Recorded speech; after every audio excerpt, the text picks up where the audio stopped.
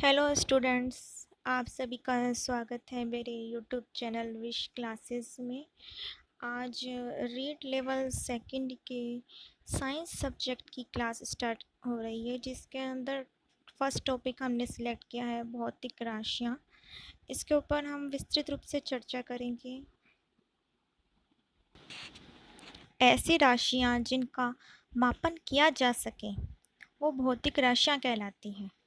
दिशा और परिमाण के आधार पे भौतिक राशियाँ दो प्रकार की होती हैं। तो पहले तो आपको अपने माइंड में यह सेट कर लेना है कि हर एक राशि भौतिक राशि नहीं होती है।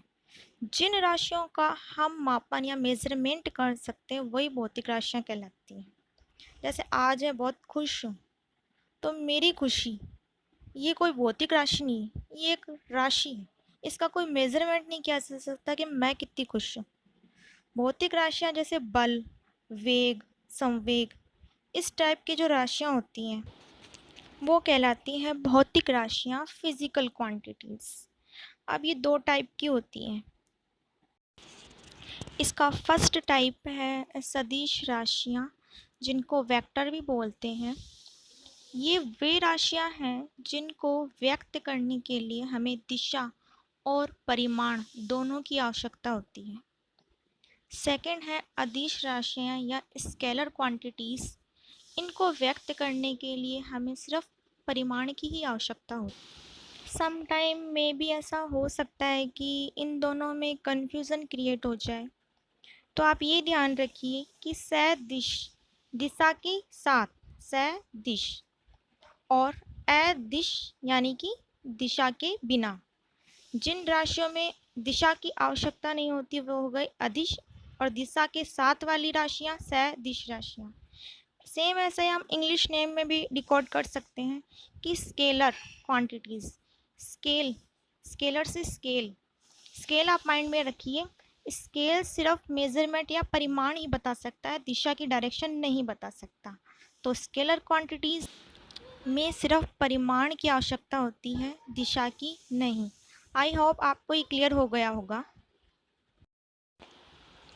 इसके बाद में बात करते हैं कि सदिश राशियाँ कौन कौन सी हैं और अदिश राशियाँ कौन कौन सी हैं। जैसा कि आपको स्क्रीन पे दिखाई दे रहा है कि विस्थापन, वेग, त्वरण, बल, संवेग और भार ये सदिश राशियाँ होती हैं, जबकि दूरी, चाल, कार्य, ऊर्जा, द्रव्यमान और विद्युत धारा ये सब अदिश राशियाँ हैं।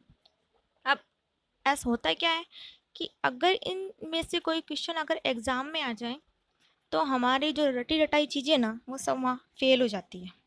तो इससे बेटर है कि इन चीज़ों को हम समझ कर माइंड में कॉन्सेप्ट बनाकर पढ़ें, तो ये हमें लंबे टाइम तक याद रह सकती हैं।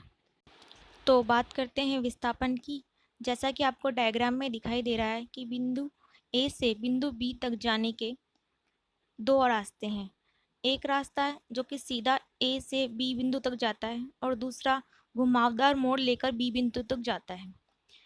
ए से बी बिंदु तक जाने का न्यूनतम रास्ता डिस्प्लेसमेंट कहलाता है और अधिकतम रास्ता जो उसने तय किया वो दूरी कहलाता है।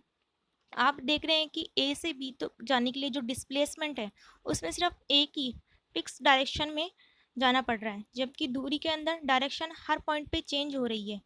तो यहाँ से आप ये बात ध्यान रखिए कि विस्थापन के अंदर डायरेक्शन बताई जा सकती है, जबकि दूरी में डायरेक्शन नहीं बताई जा सकती। अतः विस्थापन या डिस्प्लेसमेंट एक सदिश राशि है, जबकि दूरी या डिस्टेंस एक अदिश राशि है। यहाँ से हमारे ये दो पॉइंट क्लियर होते हैं। नेक्स्ट बात करते हैं वेग की, वेलोसिटी। तो वेलोसिटी क्या है? विस्थापन में परिवर्तन की दर वेग है। तो अगर डिस्प्लेसमेंट सदिश राशि है तो वेग भी एक सदिश राशि होगी। थर्ड हमारे पास में आता है त्वरण या एक्सेलरेशन। एक्सेलरेशन क्या है? ये वेग में परिवर्तन की दर है। तो जैसा कि हमने पहले रीज़न दिया कि विस्थापन में परिवर्तन की दर वेग भी सदिश राशि है, तो वेग में परिवर्तन की दर त्वरण भी एक सदिश राशि ही होगी। तो ये विस्थापन, वेग और त्वरण ये तीनों ही सदिश राशियां हैं। अब बात करते हैं बल की। बल के बारे में देखा जाए तो बल क्या है? किसी भी वस्तु को खींचना या धक्का लगाना ही बल है। तो इसकी एक फिक्स डायरेक्शन है, जिसकी डायरेक्शन है यानी कि वो एक सदिश राशि है। बल के बाद में आता है संवेग।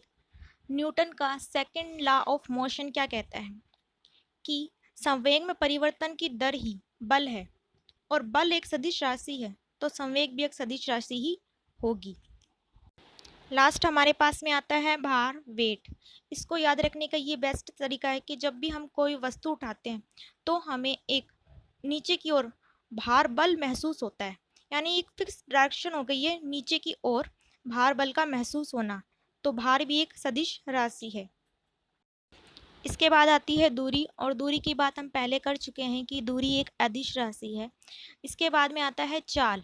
चाल होता है चाल बराबर दूरी बट्टा समय, और अगर दूरी एक अदिश राशि है तो चाल भी एक अदिश राशि ही होगी। लास्ट में आते हैं कार्य और ऊर्जा। कार्य और ऊर्जा दोनों ही अदिश राशियां हैं। इनको याद रखने के लिए आप ये ध्यान रखिए कि हम जो भी कार्य करते हैं वो किसी भी डायरेक्शन में कर सकते हैं। सपोज करो कि अगर आप स्टडी कर रहे हो तो आप अपनी कोई सी भी डायरेक्शन में स्टडी कर सकते हो। आप खाना खा रहे हो तो आप कोई सी भी डायरेक्शन में बैठ के खाना खा सकते हो। तो इनके लिए कोई एक फिक्स डायरेक्शन की ज़रूरत नहीं होती है, अतः ये एक अदिश राशि है। इसी प्रकार से ऊर्जा की बात करें तो ऊर्जा ब्रह्मांड के प्रत्येक कोने में स्थित है।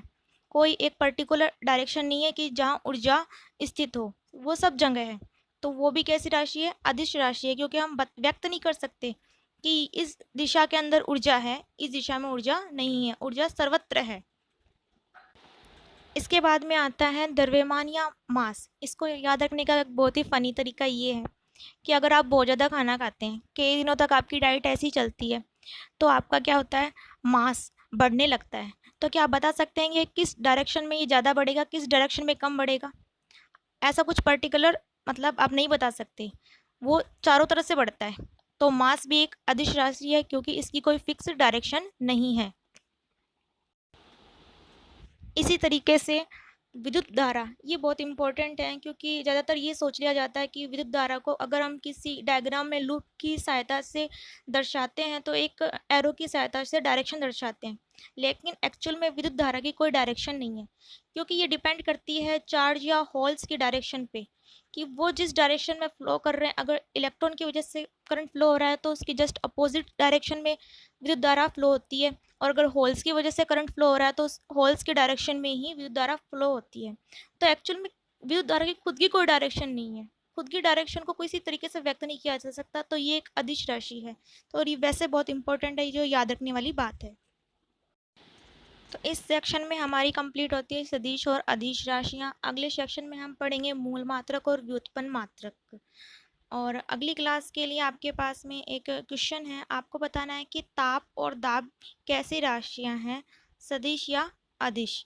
इसका आंसर आप कमेंट बॉक्स में रिप्लाई करके दे सकते हैं।